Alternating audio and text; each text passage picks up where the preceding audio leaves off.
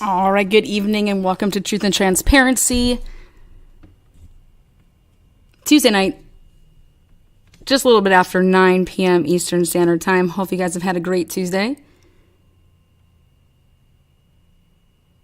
And again, if you guys are going to be with us in live chat, please be kind to one another. I will let those notifications click in. If you're not sure how familiar you are with YouTube, but all you got to do is subscribe to this channel. It is completely free. You hit that subscribe button. Then you hit notifications when it asks you, when you see that little ringy bell thing.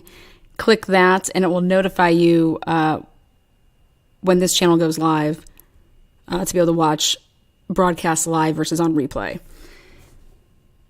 Again, it is completely free to be a subscriber to the channel. I recommend it. Again, if you're going to be in live chat, love you guys in live chat. I'm going to go at a lot slower pace this evening. Everything is being diagrammed out. And feel free to ask questions throughout it. If I can, I will answer. But in order to get through the information and stay on topic, don't take it personal if I miss your question. Again, hello to Sassy, Ellen B, the new me, Jeremiah Johnson, hello Maple Beeve, Boston, Bling is the New Black, love it.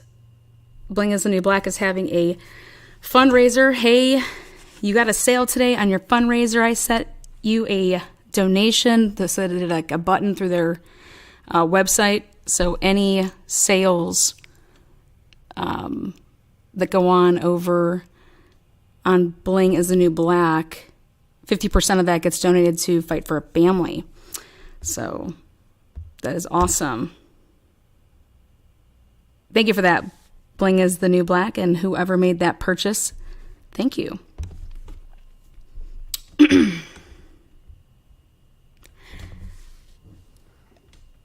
High yins, that is definitely a Pittsburgh thing, and I'm not going to get used to that because I'm a Cleveland fan. But we won't talk about that. They're sassy. Again, good evening to everybody. Those of you guys that are new to the channel, my name is Alana, Truth and Transparency. Going to break down a lot of things happening with Jamie Brown's case. I'm going to show a intro clip to season 2 of Sunset Secrets.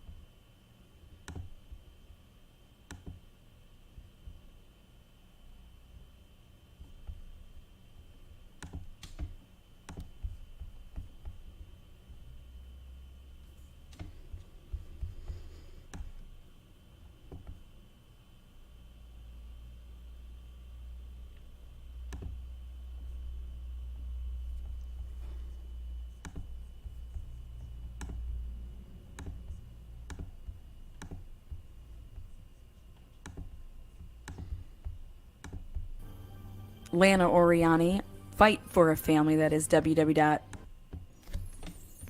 Welcome to Sunset Secrets, Season 2, Episode 3.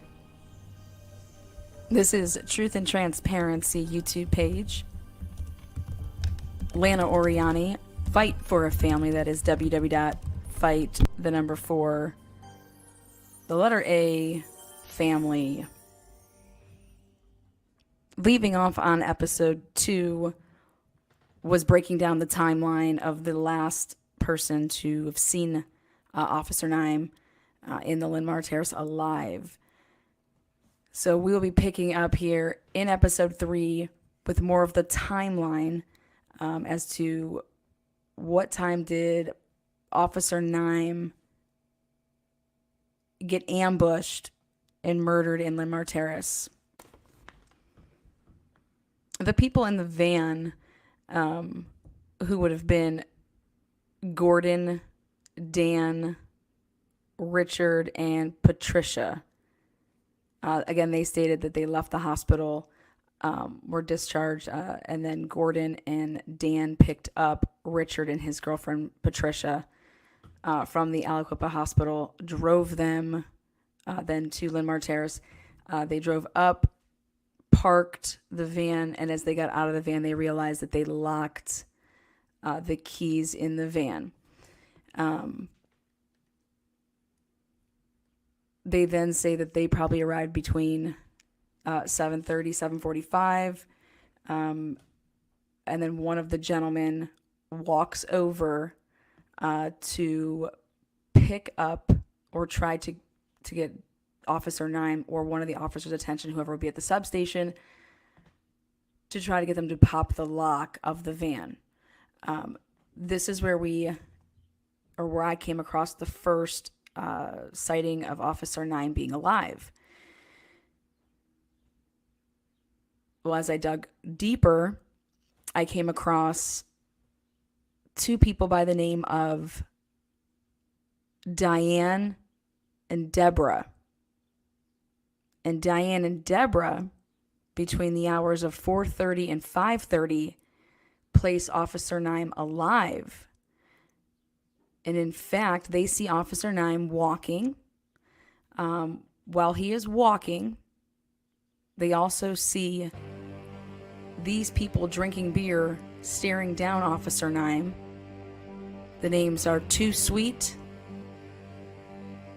Burrell, Ramon, and Piddle. Diane and Deborah thought that they were going to jump Officer Naim, and that day, claim in their report when they talked to police officers that they called the police department, they called 911 to report because they were nervous by the way that Too Sweet was staring down Officer Naim, that something was off. And again, this is between the hours of 4:30 and 5:30 that Diane and Deborah place Officer Naim alive around Too Sweet, Burrell, Ramon, and Piddle, with Too Sweet glaring down Officer Naim. All right, again, guys, welcome to The Transparency. Again, this was season 2. I can't remember episode 3. If you haven't seen season 2, start it from the beginning. It's like a podcast style. But where we are over the past year, because this dropped in September of 2021, and it finished up right before the holidays. And then, obviously, this course of time since, the holidays of, 2021 to present day, a lot of work has gone into, fine tuning these accounts and really going hard after the truth by digging through the discovery, as well as, witness statements. So over the past 6 or 7 months, actually, it's actually more like 10 months, because production of this began in the summer. This dropped on 9/25 of 2021. So yeah, almost actually to the year is when production started on this podcast. So it's been a year to kind of, do the things that I was doing. I wanted you guys to hear that opening clip. Like I said, if you have not seen season 2, the episodes for Sunset Secret. I would recommend that you check that out. It's like a podcast style. Each episode is like 40 to 45 minutes long. And it gives you a nice, it starts from the beginning with everything with Jamie Brown's case, and you can binge on it, listen to it, and then you're going to be all caught up. Hot Ham Radio! Again, hello to everybody in chat. So tonight's special is going to break everything wide open to the point of everything that was said in season 2, everything that was questioned, everything that led to me to believe that stuff did not add up, that people were not being truthful, and something just did not fit with the whole van situation and the players in the game surrounding the van situation. So what I put a lot of my time into was that final, who's the last person to see Officer Naim alive? Is it really Richard Phillip? Was it really him? And I'm here to tell you guys today that I wish I could see people's faces when you drop these bombshells. Oh, me too. I should have reenactments. Episodes. That's funny there. To me. But yes, as I was saying, it was really to dive into who was the last person to really see Officer Naim alive. Where is it noted in the discovery of that happening by other, Lynn Terrace has 196 residents.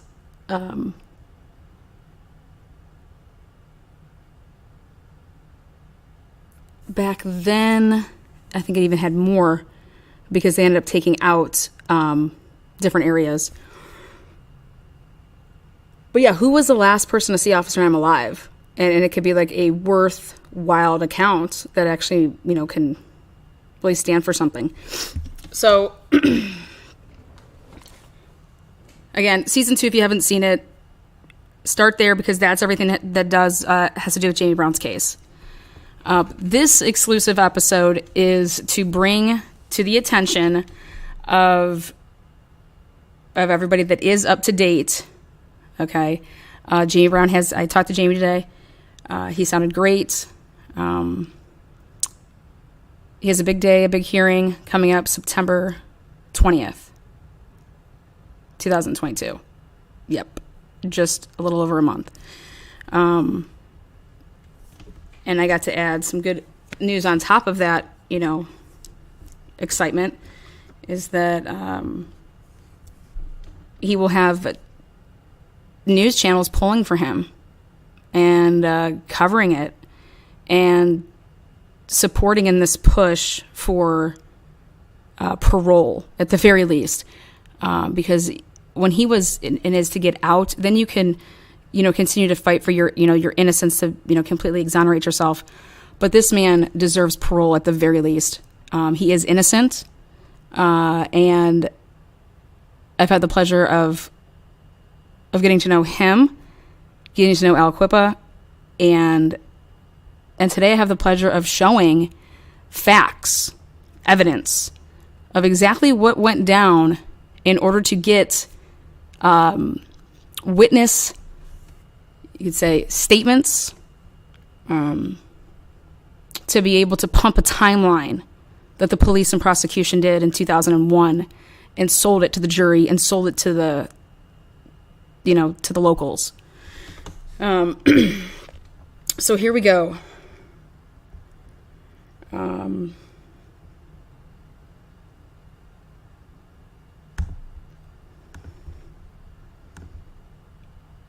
A couple names you'd have to know about. They were mentioned in season 2, but a couple were not. And first one you need to know about, talking about today is going to be a gentleman by the name of Bailey. And he's important because he kind of is what you would call, if you got that one friend that you're hanging out with that one friend, and because of that one friend, you end up meeting other people that end up becoming friends or acquaintances. So that would be someone like Bailey. And then you have a gentleman that you guys have heard before, Mick Taggart. Okay, I'm going to expand on, before you guys have only known this as a name.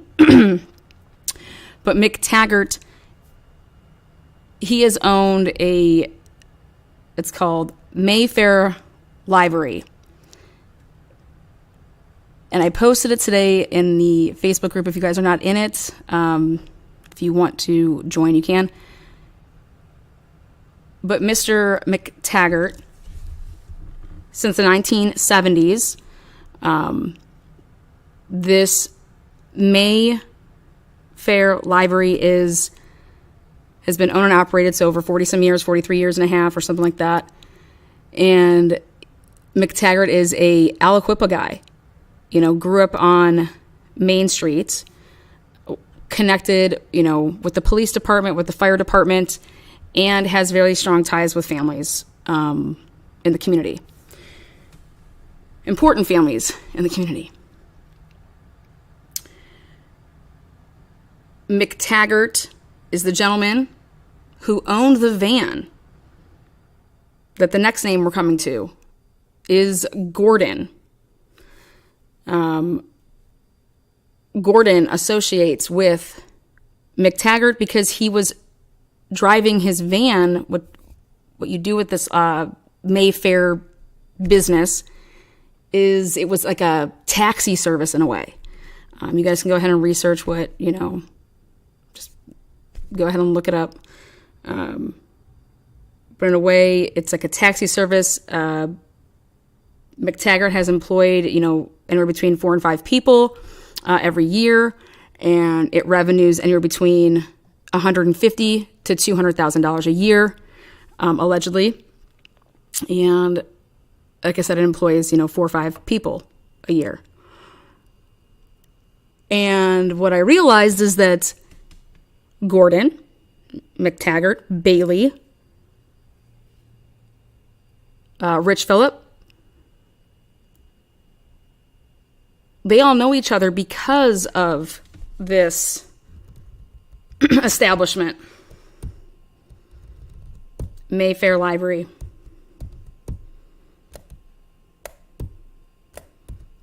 That's your van. Found that baby. 1999 Plymouth Grand Voyager.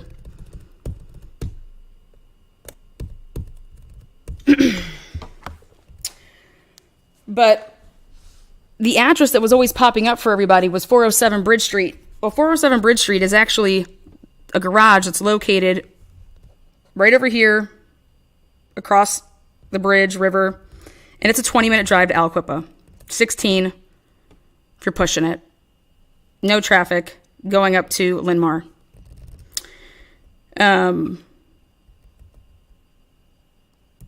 So on the night of 3/15/2001, the statements that we've all heard, I'll repeat them here in a little bit, but the statements that we've all heard have given us a narrative that a couple guys go pick up a guy and a girl, then they take them up to Linmar because they have to drop them off because that's where they live. And then when they were doing this, they locked the keys in the car, and then they have to call a tow truck and all this stuff. But ultimately what it gave the police and the prosecution is reinforcement on Officer Naim being alive at 8 o'clock in the substation. because that's what it did. That's what this, 3-person story gave. Ultimately was a timeline to stamp and to say that a resident of Linmar who lives up there with his girlfriend and a friend that also lives with them, which if you know anything about beaver housing, that's not how that works. Okay, you can't just be having like everybody and their mother just living up with you. That's not how it works.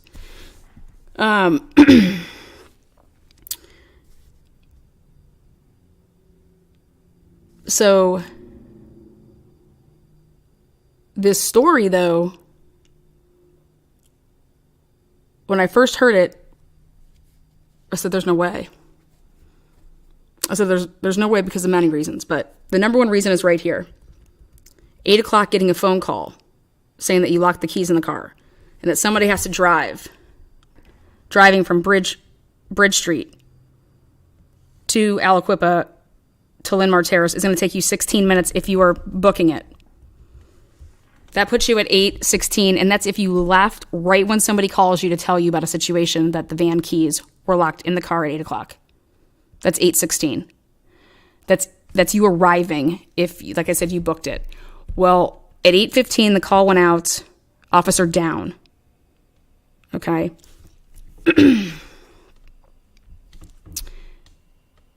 Not to mention then, Taggart said that he had to wait a little bit until the wrecker got there. And he got there a little, shortly after.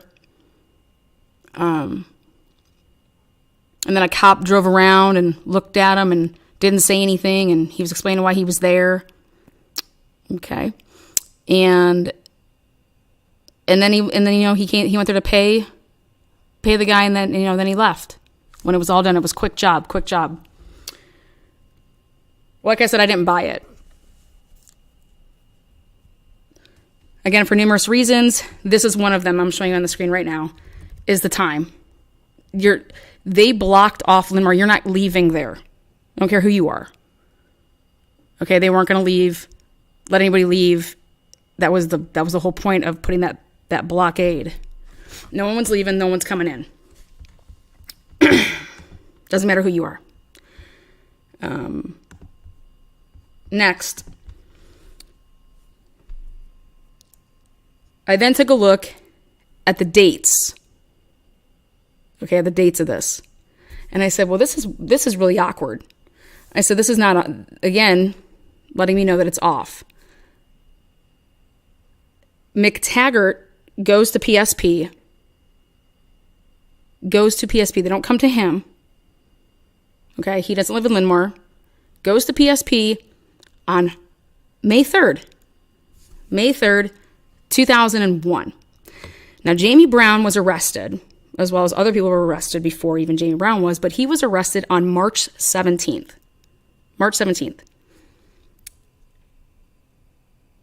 And it's like, wow. Half of March, all of April, and then just a couple days into May. So you waited over 6 weeks to go talk to PSP about what exactly? What did you think that you had that was so important that would go in the order of that you, Taggart, okay? Because everything that Taggart knew and heard was hearsay. Because it wasn't Taggart that went into the substation and saw Officer Naim, allegedly, and heard the gunshots. That was all hearsay told to him.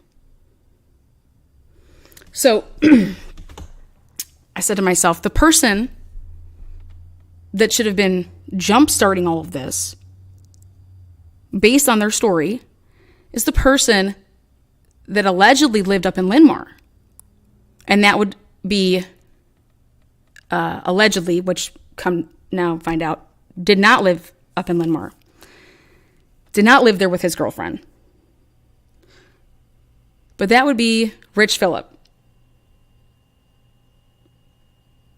And then I said, well, if he lived there And he's there the night that this happens. And then he's there like, you know, the next couple days and the next couple days after that. They are doing nothing but canvassing.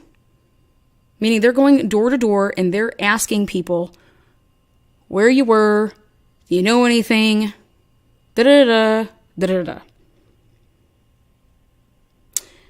And you're going to sit here and tell me that Rich Phillip didn't say a word, living up in Linn-Mar, didn't say a word to anybody. Nobody.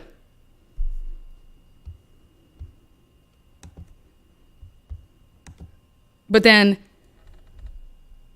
on May 10th, which we're going to get to, because something happens on May 9th, which is after Taggart goes to talk to PSP. That was on May 3rd. On May 9th, PSP waits, 6 days because Taggart tells, his version.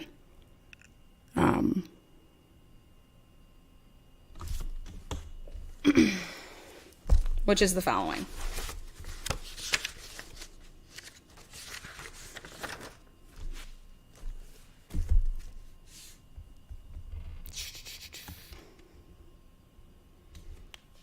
That's the 407 garage where the van would be kept. Across the street and up and to the right, this is 210 Bridge Street.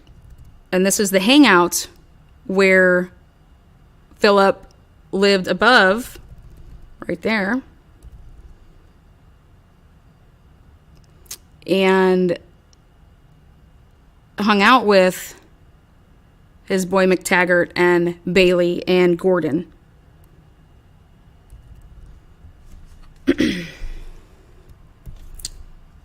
Go up those stairs up there. And then, so that's on the right there. And then if you go down just a little bit on the left, that's where that garage is that I just showed you guys.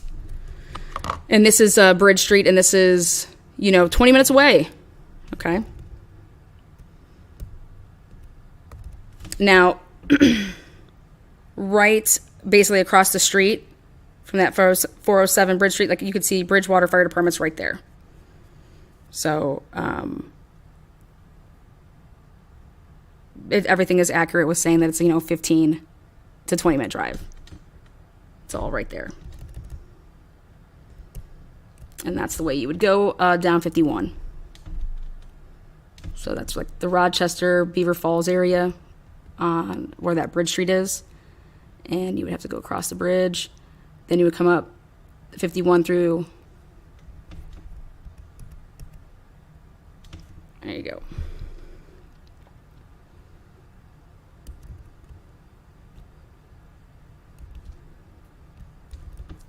Bridgewater Fire Department right there. Giving you guys some, mental pictures.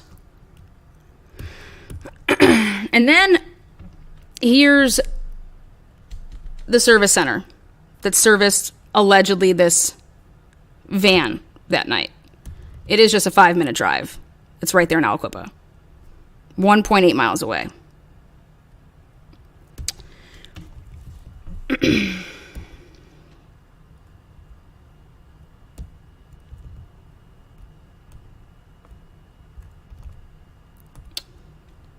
And then here we are in Linn-Mar.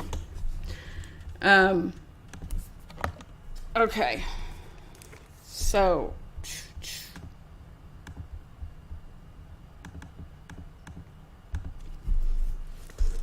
That brown building to the left over there, that's the community center. All right, so again, Taggart goes on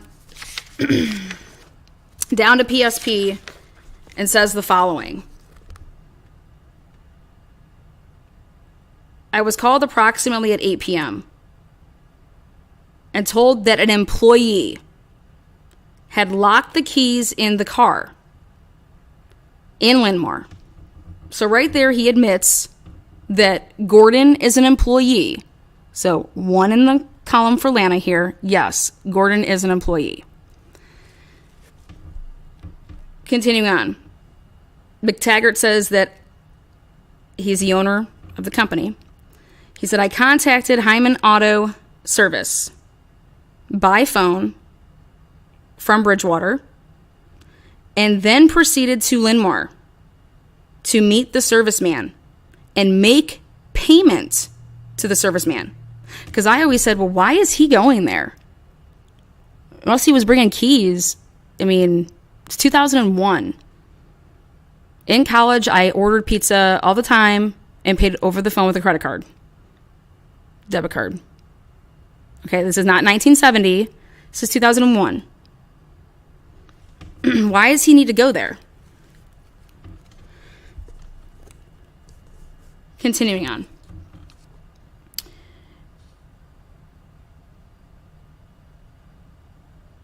When he arrived, he said, I saw one Aliquippa marked police car backed into the driveway beside the police substation. A second marked Aliquippa police car was parked on the street, engine running and headlights on.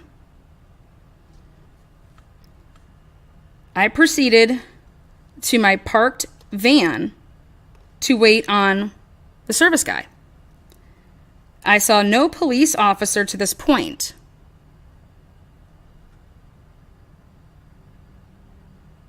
While waiting for the serviceman, an older, unmarked police car with a uniformed officer, which should have been Roberts, was in the unmarked, drove by and stopped. He said nothing. I explained why I was there. He said nothing and drove off. Gordon and Rich stated prior to the officer driving by that they had just heard 5 gunshots prior to my arrival. Hyman arrived shortly, opened the van quickly, and the serviceman, Gordon, Rich,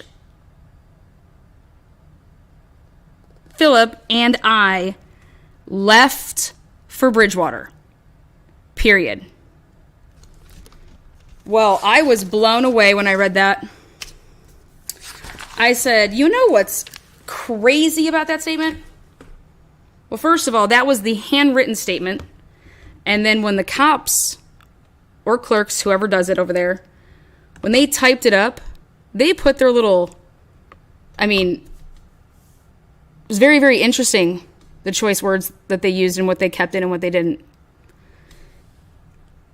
But I was like, wait, he just said 5 shots. How does this man who is third, he's getting a hearsay.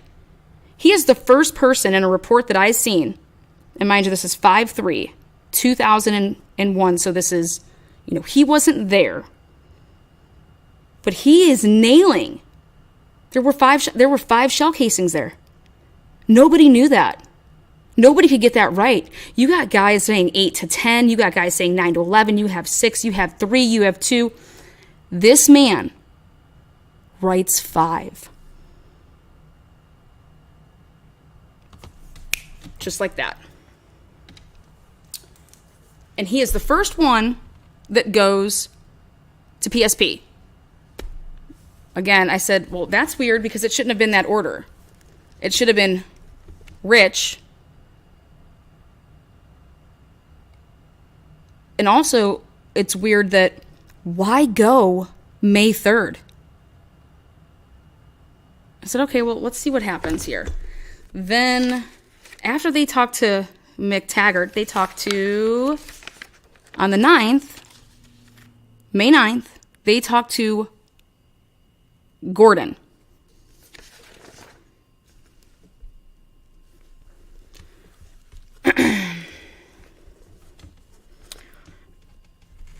on 5/9.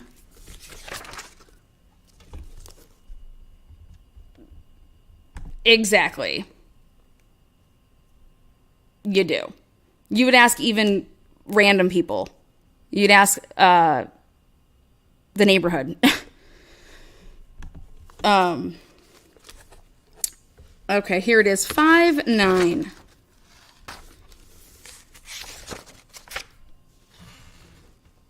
Gordon was interviewed, not at PSP, but at an address in New Brighton. The interview, here it is, 5/9, advised the following. Stated that on the night of the shooting, he had borrowed McTaggart's vehicle to give Richard a ride home. Stated that when he got up to Linmar to drop Rich off, he locked the keys in the van. He stated that they went inside Rich's apartment, where he stayed with Dan, and then he puts the last name, and called Jim. So Gordon here knows this last name of this Dan guy. Okay, and this is the first of hearing about any Dan guy. And he's saying where he stayed with Dan. Okay. Stated that Jim, that's McTaggart, indicated that he did not have spare keys for the van, and that he would have to call a wrecker or a service call. Mind you, this is a brand new 1999 Plymouth. It's 2001, but no spare keys. Stated that while they were parked out in front of the 290 block, like, how would you know that if you don't live there? They were in and out of the apartment while they waited for the wrecker. Stated that they tried to get into the van first before they called McTaggart, but they couldn't. Stated that Rich then walked down and spoke to the police officer that was down at the substation to see if he could open the van. Stated that Rich came back and told them they didn't do that anymore because of liability concerns. Stated that the older couple that drove the station wagon that lives next to Rich came home about that time and were taking their bags into their apartment from their car. I highlight that when I saw this, and I said, oh, interesting. Interesting that a guy, okay, that likes to toss them back is paying attention that a woman is bringing in her groceries and remembers that 6 weeks later. Stated that at that time, they were standing out by the van waiting for the wrecker. And then stated that they heard 5 to 6 shots. Stated that he swears he did not see anyone. Stated that he did not remember any vehicles coming through prior to that, and he did not see anyone after they had heard the shots. Stated that a blue unmarked came through the circle shortly after the shots. Stated that Jim McTaggart was there by then and told the police officer that they were just getting the van unlocked. Then he stated that after the van was unlocked, he and McTaggart left the hill. Well, McTaggart says that all of you guys left the hill. Stated that he did not remember seeing anything or anyone unusual. He stated that Dan was never outside the whole time, just Rich and he. say that he did not recall seeing anyone moving around before or after the shooting. Again, that is on 5/9.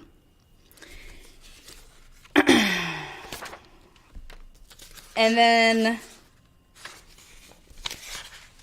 on 5/10,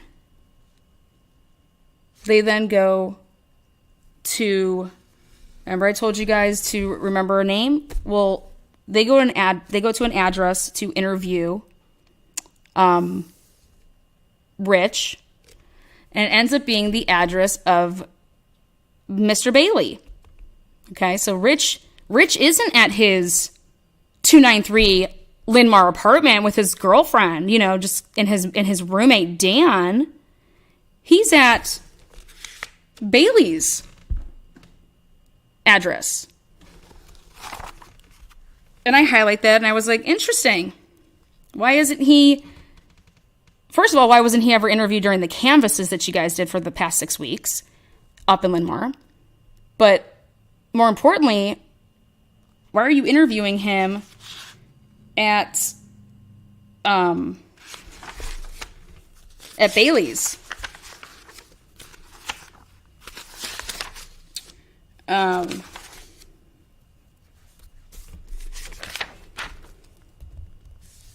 Let's see here.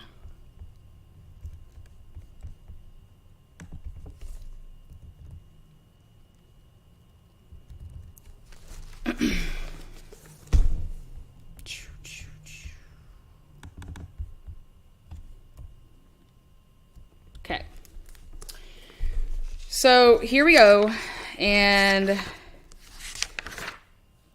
finally, we're going to talk to the, this witness who actually is the one that talked to allegedly Officer Naim.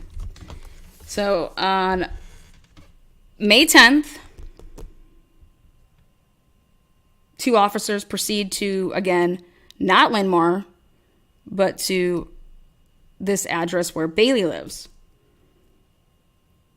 And the following. Here we go. That he advised that on 3/15/2001, his girlfriend, Patricia, was being treated at UPMC in Aliquippa, Pennsylvania, at the hospital. Both he and Patricia were picked up at the hospital between 7 and 7:30 by Gordon and a guy named Dan. Doesn't know his last name, as the officer proceeded to put unknown, in parentheses with his typed up version. And a guy named Dan. But hey, he's allegedly your roommate, right?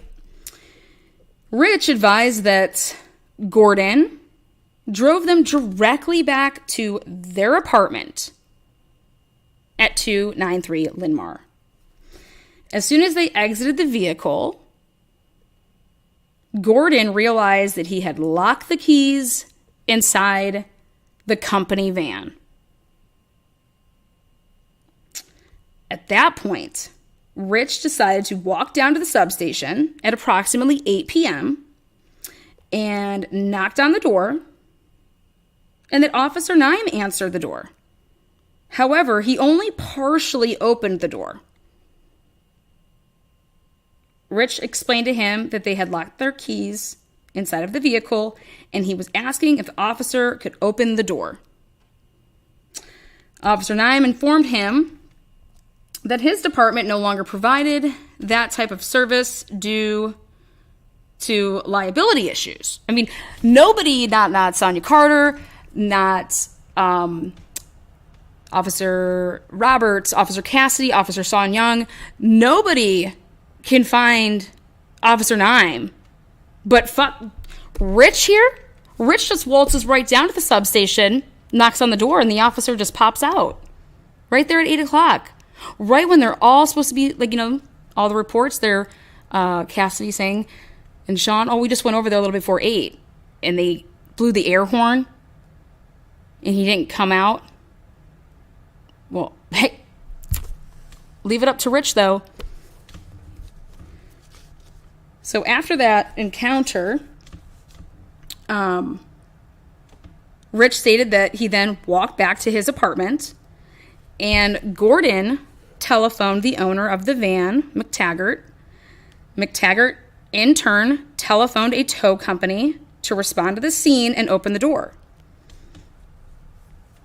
He continued by saying that approximately 15 minutes after speaking with Officer Naim, he heard approximately 6 gunshots while standing outside of his apartment. A few minutes later, McTaggart arrived at his apartment in a Bridgewater Fire Department truck. Then the tow truck operator arrived. He and Gordon were explaining to McTaggart that they had just heard several shots being fired. So again, nobody told, if you look at all these statements, nobody told McTaggart any number, and they sure as hell did not say 5. Because he's saying right here 5 or 6. Or I'm sorry, he's saying here approximately 6. Other guy says 5 or 6.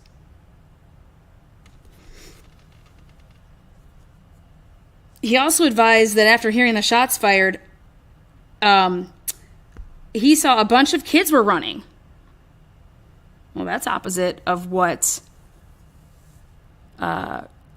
Gordo said. Gordo swears he didn't see anything. Nobody moving around before, nobody moving around after. But now here, Richie Poo, well, he's saying that I saw a bunch of kids, they were running.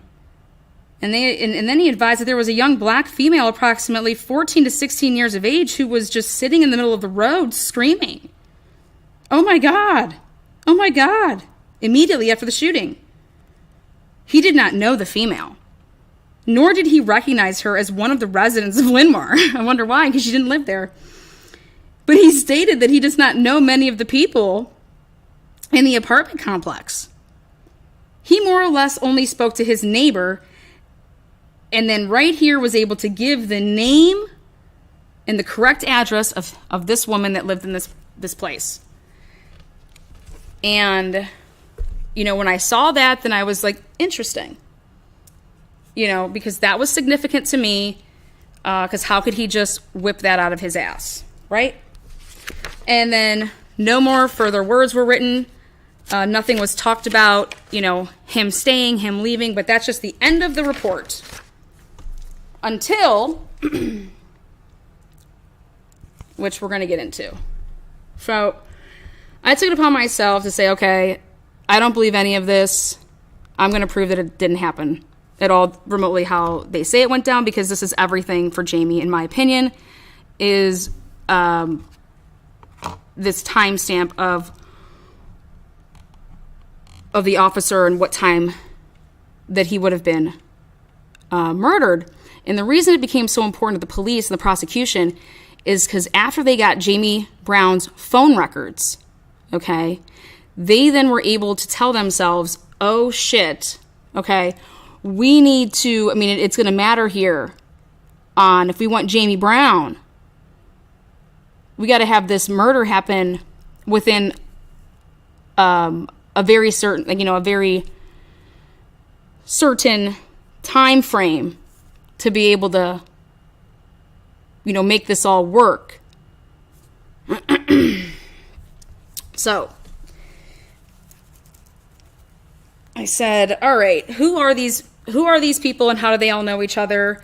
And why in the world would these 3 dudes all of a sudden, especially Taggart, get a hair up his ass? Okay, Jamie Brown got arrested on 3/17. As far as you know, you're a civilian sitting at home seeing stuff on the news. They got the man arrested. It's moving into, you know, they're not out doing, you know, public broadcasts. We're asking for the public's help. If you've seen, you know, no, that's not what was happening at all.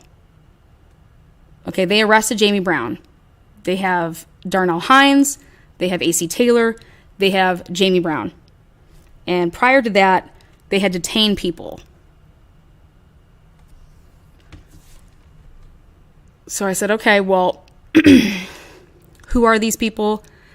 What do they do for a living? And what really happened between March 15th and May 3rd? So then I go to Sonia Carter's statement from February 2nd. So now I throw into the equation Tony Brown. Who is Tony Brown? Because Tony Brown basically just forecasted the mega lotto, is what Tony Brown just did. He went to the police station, told Sonia Carter on February 2nd that Jamie Brown has a hit list and that there's 4 or 5 cops on it. And what happens 6 weeks later? A cop is murdered and Jamie Brown's arrested.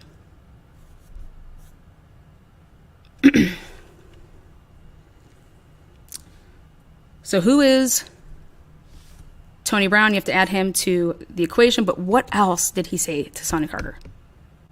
And he says, have you found Michael Kimbrough?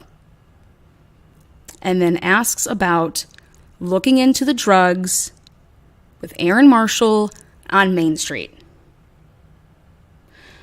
So I went ahead and I looked up everything to find on Taggart.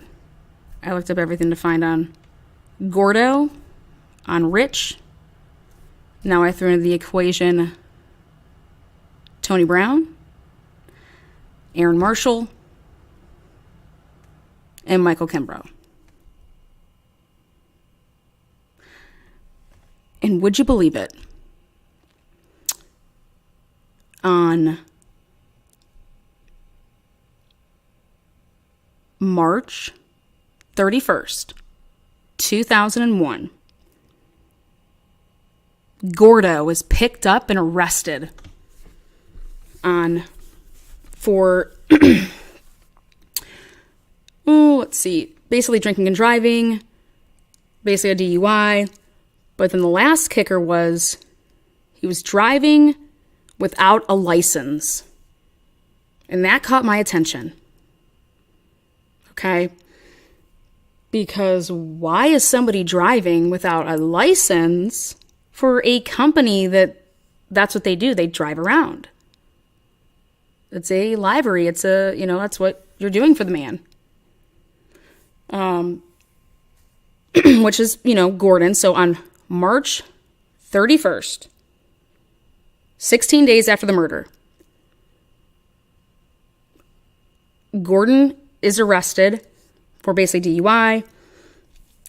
But then I went ahead and I looked and I said, oh, well, when he gave his statement, though, he wasn't given that from PSP. It was at a location. So he was then released, But I wanted to look into, okay, what do you mean, he didn't have a license? Well, backed it up. 1998, he was popped for a same type of thing. Reckless driving, running away from the scene of an accident, all this stuff to do with, basically drinking and driving. So then I went and I saw the sentence, though, on it.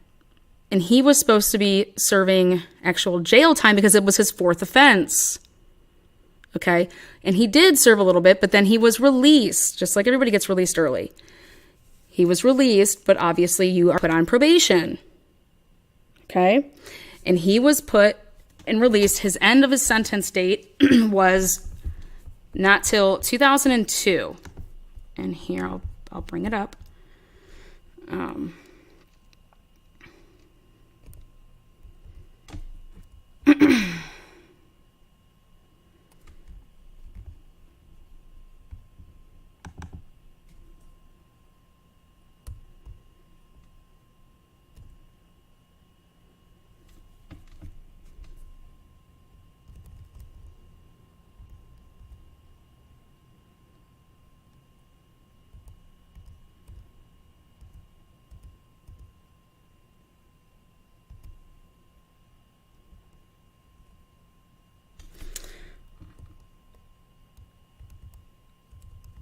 So again, 331, picked up, basically then let go. Well, homeboy was driving and is friends with McTaggart. McTaggart, like I told you guys in the beginning, he is a well-known name, police and fire ties. And he was driving his, boss's vehicle when this happens, the van. He wasn't supposed to be, he didn't have his license, he wasn't supposed to be driving. And now McTaggart finds himself in some, BS because of, Gordon.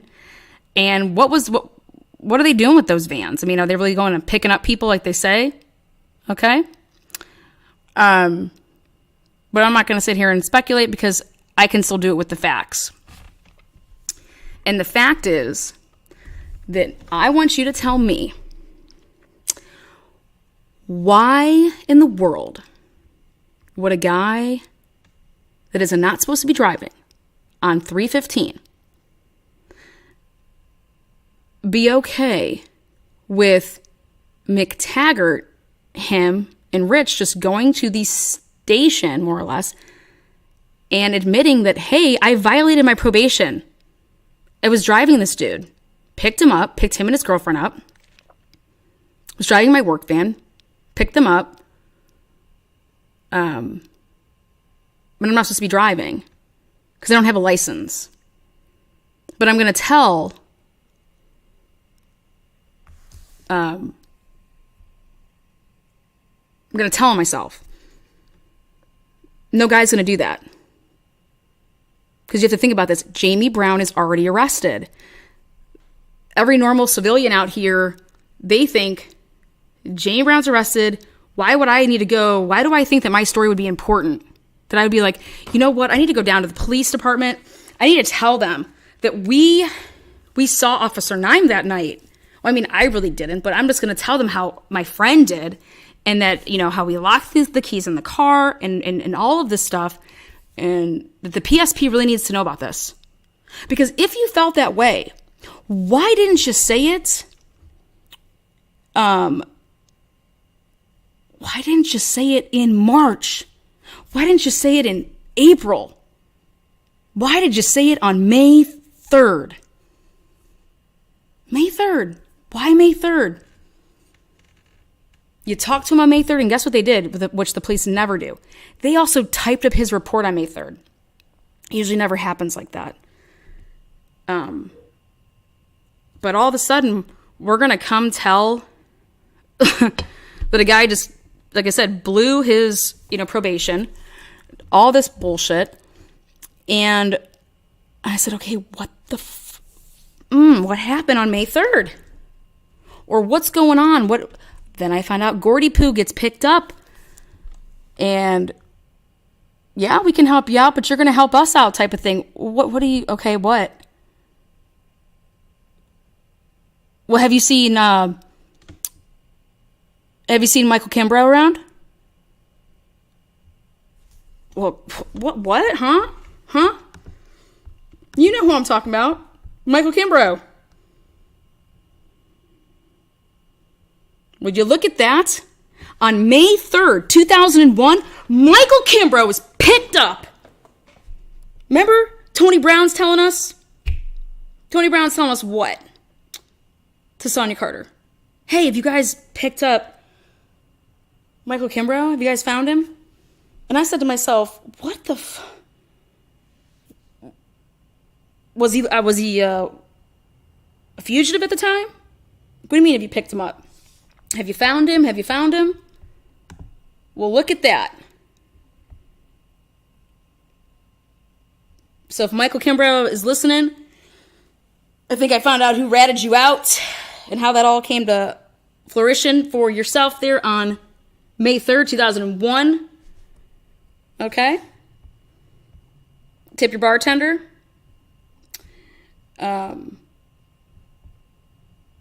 So I said, you gotta be shitting me right now. Tony Brown is like killing it. Who is this man?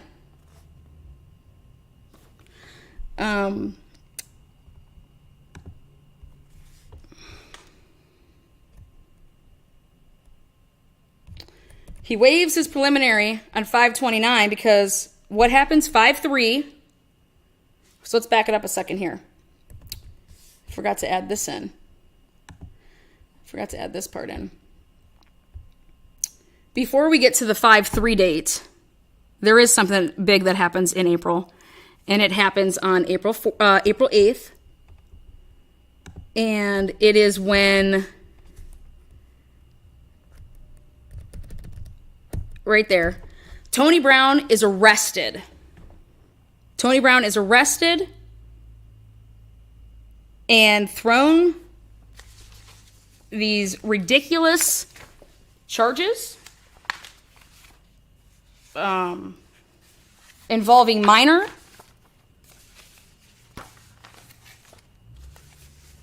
And once again, everything that he said in his letters is correct. He was arrested within weeks of the murder because he was set up.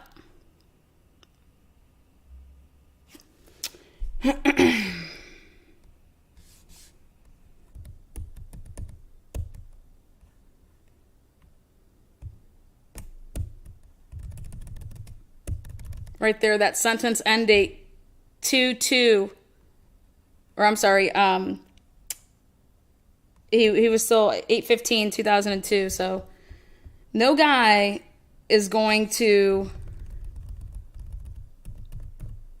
That's what I said. I said, what guy is going to go before I got to the point of where I was like, okay, not digging really deep into people's, offenses and stuff like that, but what guy is going to go and tell on himself? Nobody. Okay? Especially if it's not needed. They didn't come. McTaggart went to them. McTaggart went to PSP. Well, McTaggart went to PSP, but it was after talking with who? The people at your Aliquippa police. Your bridge people, your fire people, your police. Oh wait, who's a police officer? Oh, that's right, Pat Mastramico. Tony Brown, Pat Mastramico, Edgel, Lemon, all hanging out with Sonia Carter.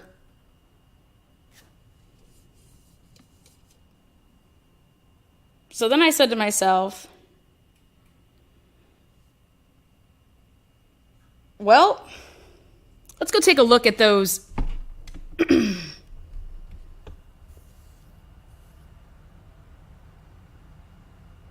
those statements again.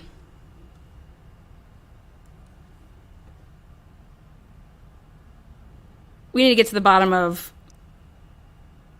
if, in fact, Hyman's went up to Linmar that night.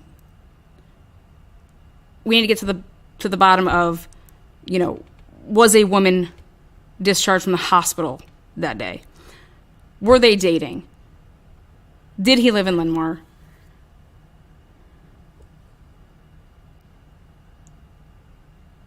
Did he stay that night? Did he leave? And then the biggest kicker was, how the hell would Gordon know the first and last name of the person that lived at 293 or next door to 294 at the time, to be able to put that in a report?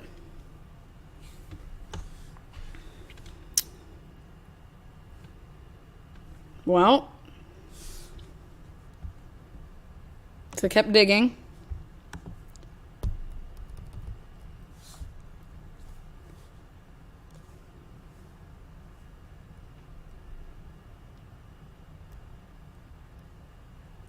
Tony Brown arrested 4/8. No plea deal. Found guilty. Sonia Carter, 2015 hours. That's when it went out. What was the word? Officer down. Ambulance. Get to Linmar now. All available units.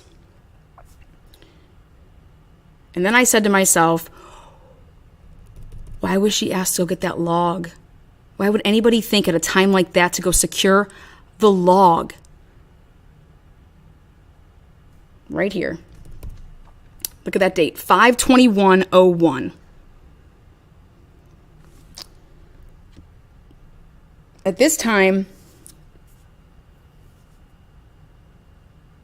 then Sergeant Roberts radioed for Sonia to check the substation for the daily report log and secure it, but there was none.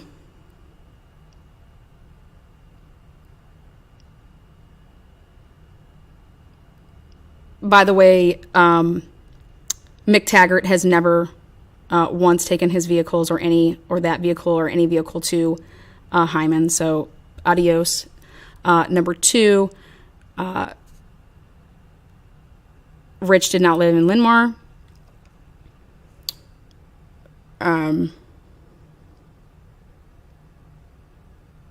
Number 3, Rich was not interviewed at Linmar, but was interviewed at Bailey's on 5/10.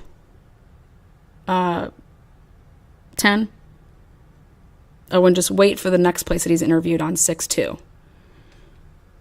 And now here we have the manual log.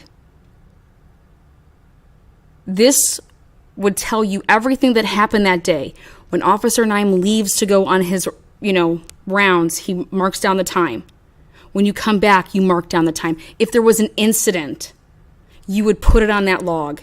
You would write all this up, and it's that on the clipboard right there in the substation. Nobody would know about that log. Nobody would need to take that log, meaning if, quote unquote, what they were saying that night as they were beating black men, white officers beating black men up there right after the shooting, literally beating the shit out of Darnell Hines, calling men, women, and children the N-word. Disgusting. Having their guns out.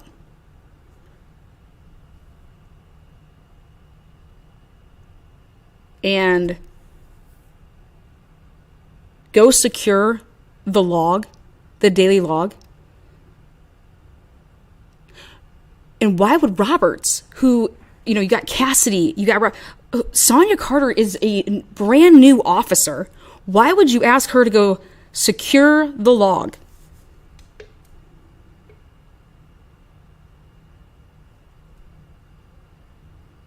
And when she went to the substation to go get it like he requested, it wasn't there. What? Why So you think then that somebody like, Too Sweet or Jamie or Cotman or Mackenzie or Darnell or ACT, you think one of these dudes that shot up an officer for no fucking reason, okay, then was like, okay, now I need to know that there's a manual log that I have to get into, and I have to take Officer Naim's keys then, okay, and get into the substation to take this log that I have no idea that even exists, because not even like the regular police officers knew that, because it was like a substation thing that you did, and then you took it down and you put it in the mailbox of Roberts every night or after every shift. And so you do that, and you think that one of these guys, what?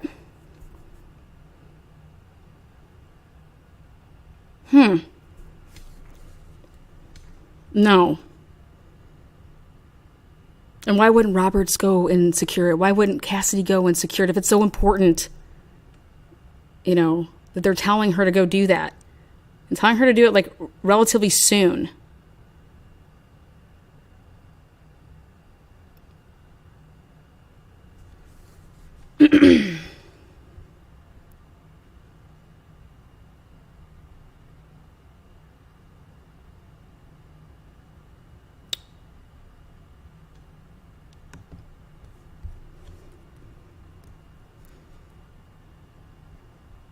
Daniel never was questioned.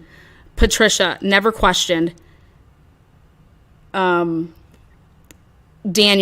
never lived at 293 Linmar.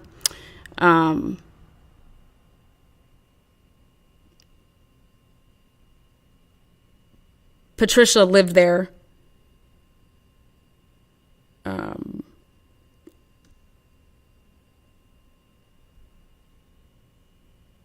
Not with any of them.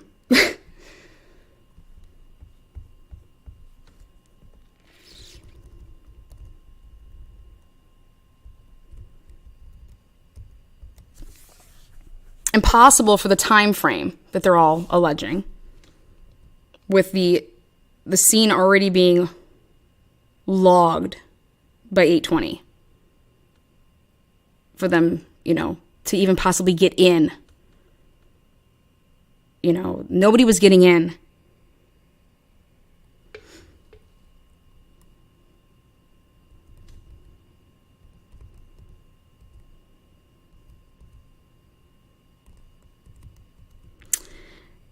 And I remembered Sean Young and Cassidy. They were in and out of that crime scene so quick. You could see 8:25, out of there by 8:35. Young, same thing. 8:25, 8:35. Sonia Carter was asked after 8:35 to go and secure that log. Well, and what this is this is the inside the tape.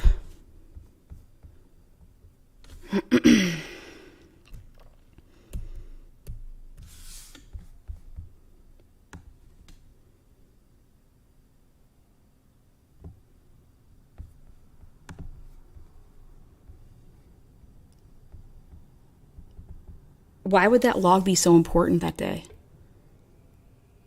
Think about it. What would be on that log? So then I go back to, well,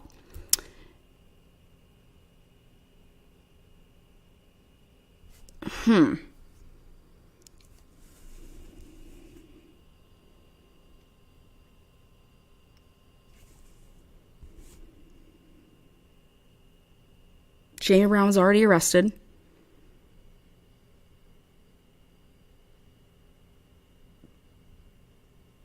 So why would Taggart go to the police, PSP, randomly on 5/3? Again, if all of that happened exactly the way that you say it did,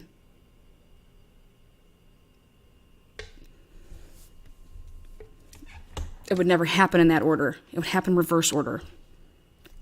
Philip would be the first one to go because he's the one that talked to Officer Naim allegedly. The hearsay guy isn't going. It would be the opposite way. Also, all the canvassing that they did. Never came across that. And then we get to August.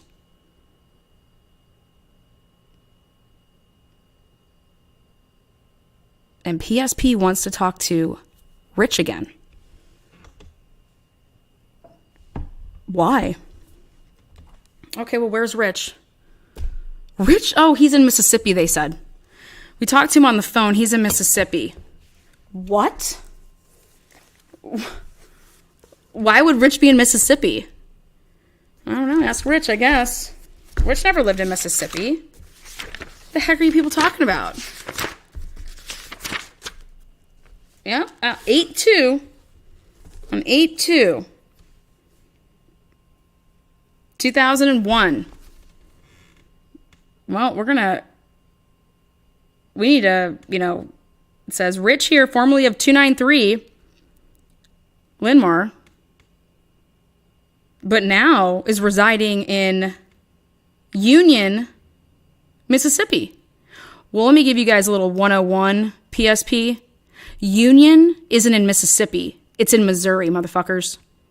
So I don't know how you guys passed, okay, but 408 Hambro Street, Union, it is in Missouri, not Mississippi.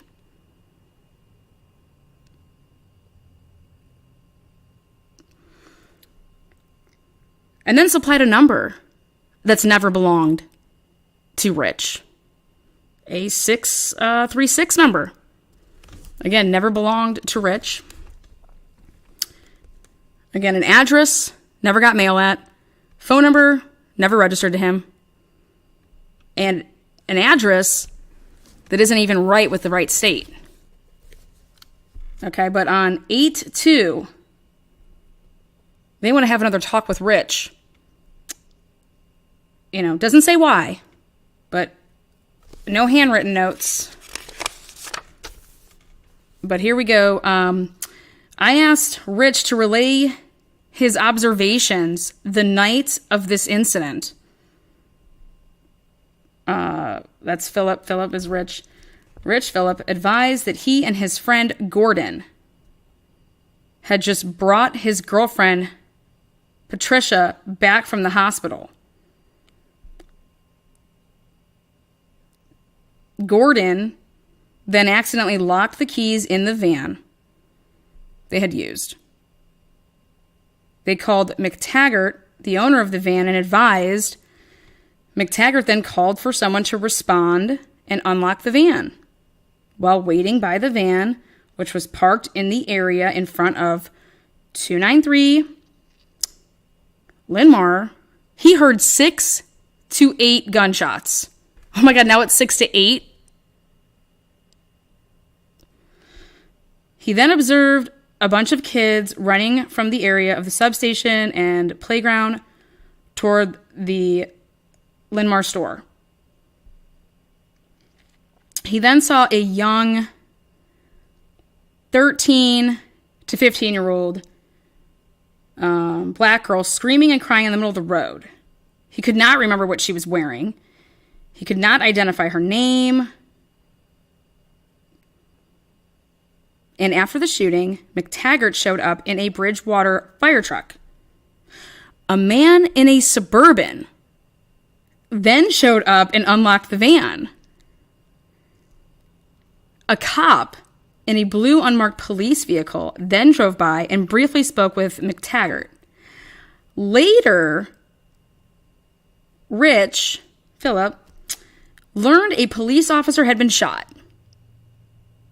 He advised that Patricia was inside when he heard the shots.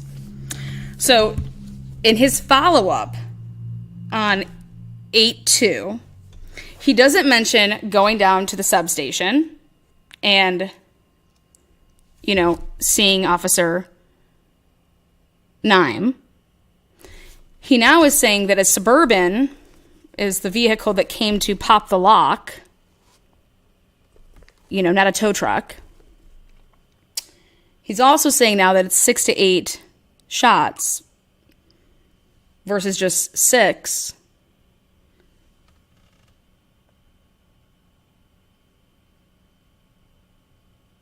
No mention of Dan.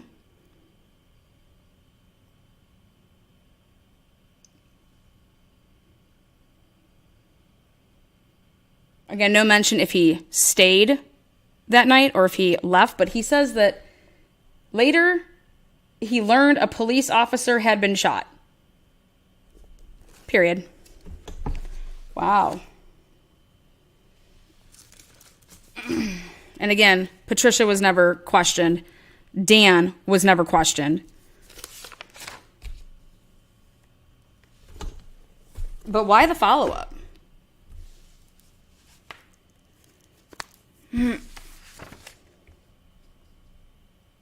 And why is Rich saying that he's not living at Linmar anymore? And is it Mississippi or is it Missouri? They couldn't even get the right address.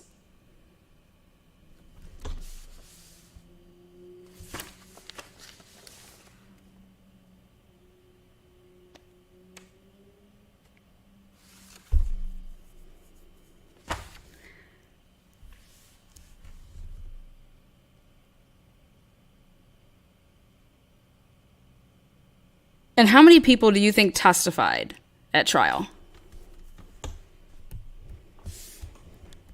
That'll be for another episode. I'll answer any questions that you guys might have.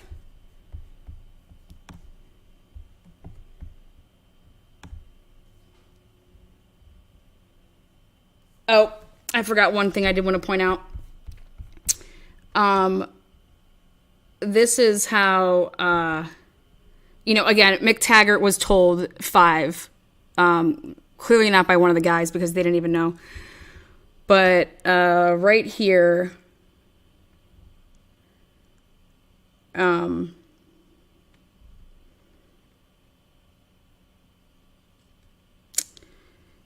they were hand-given on 4/2/2001. There was a canvas, and in that report, let's see. In that report on 4/2, when they were doing canvas, the person that was living at 294 supplied this statement. So this is how they knew about the groceries, because of the statement that was given to the same officer. And it is as follows.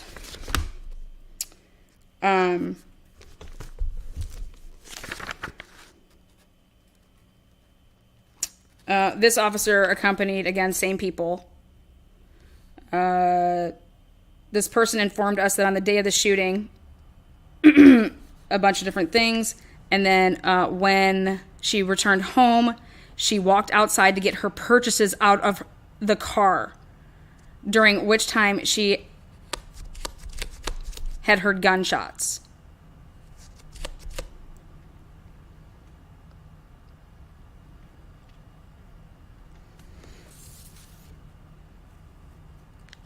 Again, that was on 4/2 during neighborhood canvasses.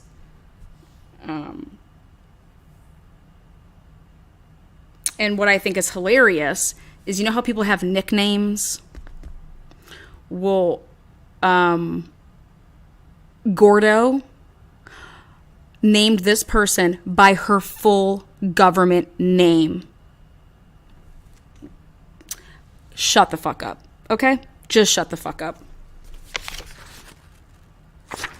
I got people that have known each other forever in Aliquippa that can't get people's government names right, because everybody's like a junior, senior, somebody of the third, somebody. I mean, everybody knows that. Okay, people can't, it's how it is. Okay, but Gordo whips out this woman's government name and supplies it. Gordon.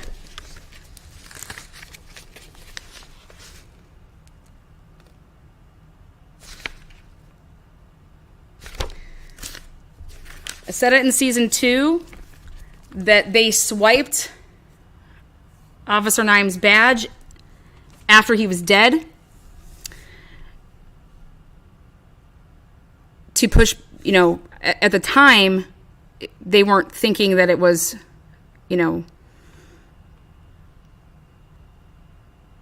done for the reason of being able to, blame, like Jamie or anything at that point. It was done because nobody had found the body. No, time kept going by, and nobody was like going and finding the body. Okay?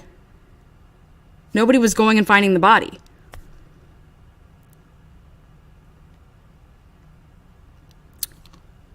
And how I'm going to be able to prove this to all of you is, now we can throw Rich out in that whole debacle. He was not seen at that substation. Mick Taggart's, any one of his vehicles have never been serviced at that auto service shop.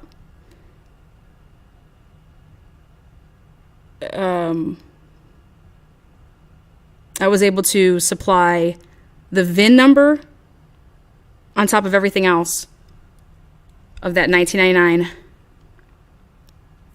Plymouth.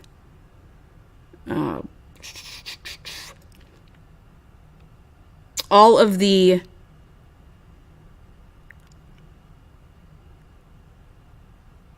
six weeks waiting to then come forward with that story after it was the same day on May 3rd. Michael Kimbrough is apprehended. Same day that Taggart gives his statement to PSP, as well as where you can find Michael Kimbrough. Trespassing. Yeah, because he knew where he was. It was all part of the deal. We're going to get you out of all the stuff that just happened. You're going to do us a deal. That's how it works.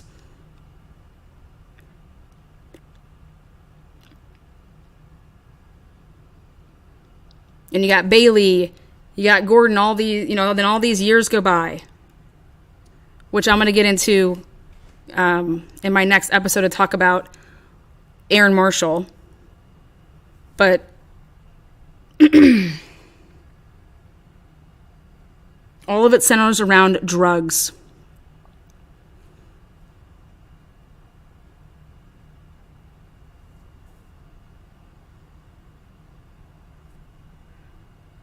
These people were called flunkies. Look it up.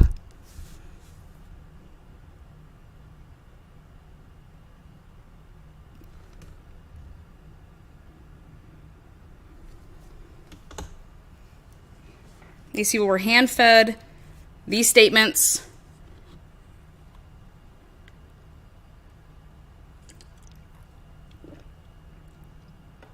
And they all came forward after the 331 pop with the van and Gordo. He was not supposed to be driving.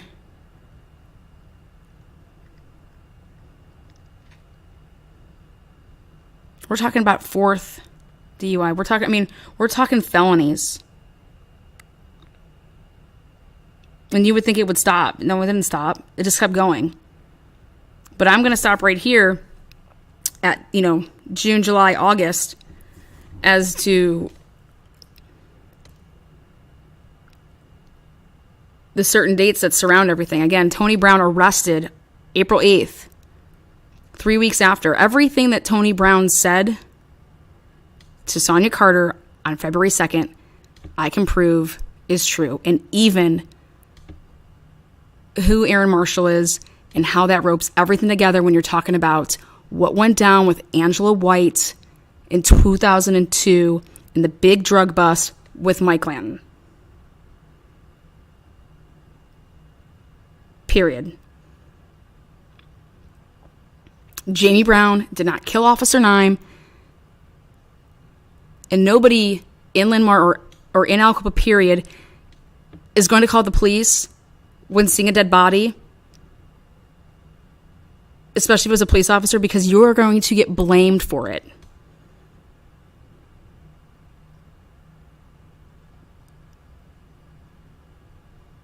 If people saw it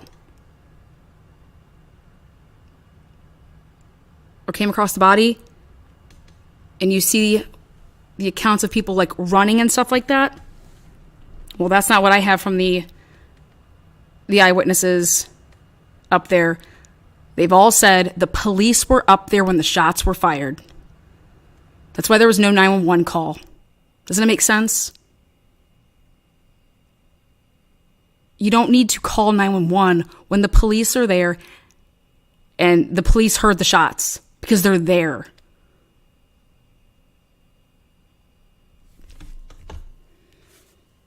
They tell you that they were there. They told you that they arrived shortly before 8 o'clock. And they were told, oh, shots fired, and it was over by the cemetery. No one said that. Not a single kid said that. These officers just put that in their reports. That's some fucked up shit. No one said that the shots were coming from the cemetery. It was a decoy. It was so that they could get out of the area for a hot second.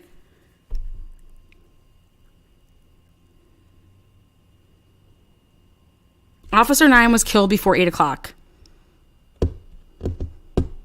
The cops tell you that. So then who swiped his badge at 8:10? No joke. The cops tell you in the report, we arrive in Linmar shortly before 8. We go over to the substation. We blow the air horn. Why? Why wouldn't you get out of the vehicle and go into the substation?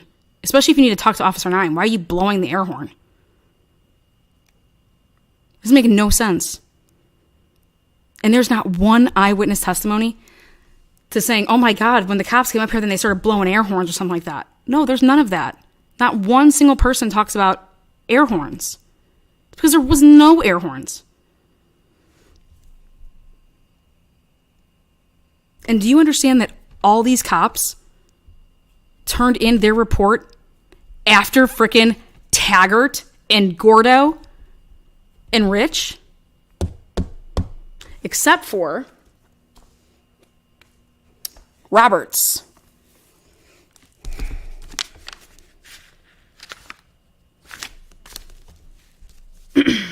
Kudos to Officer Roberts.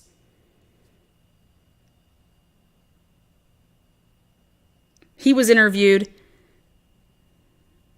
by two people that I think are on the up and up on March 22nd, and it was written up in a report on March 31st. Young and Cassidy.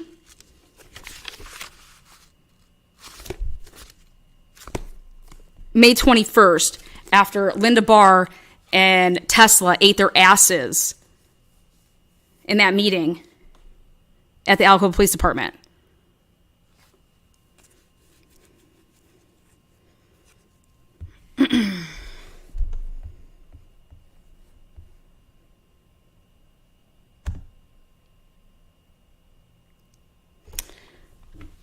Yes.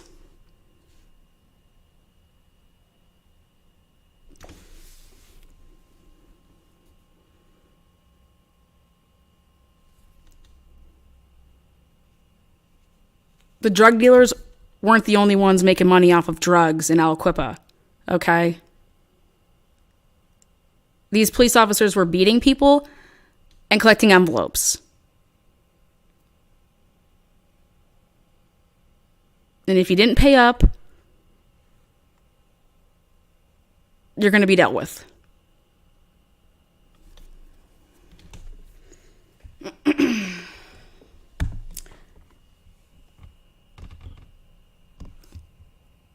Again, next episode, we're going to be talking about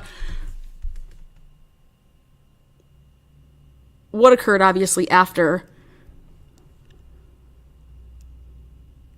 all of this. But more importantly, let's get that Officer Naim last sighting. Because remember, Sonia Carter said she went over there because they were supposed to go to dinner between 7. Well, she said 7. Darnell Hines was the one that said, I don't know, like 7:30. And she was around for like 15 minutes. Well, no offense, but Sonia Carter was the only one that was using actual like timestamps in her report. Because that's what you do when you're new and young and you do things by the book. But where are the CAD? Where are the CAD logs? Every time somebody would have been talking over that radio, when you're talking over that radio and you're talking to dispatch and, okay, I'm going to head over this way, I'm going to head over that way, I'm having here, where's the logs? Well, I think I'll go ahead and bring out the truth with them. He was.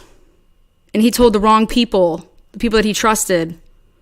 He told them what he knew and what he had witnessed. And he told the wrong people because the people that he told were the ones in on it. And the ones working with the higher ups. It's a sad day. But in order for Officer Naim to rest peacefully, Jamie Brown needs to come home. And then if, PSP and the FBI and Aliquippa really want to go, avenge their brother, that's going to be on them. I'm not here to find the killer of Officer Naim. I'm here to bring home Jamie Brown, Sheldon Jeter Jr., and other men that I know are innocent but were railroaded by law enforcement. It's that simple. Till next time.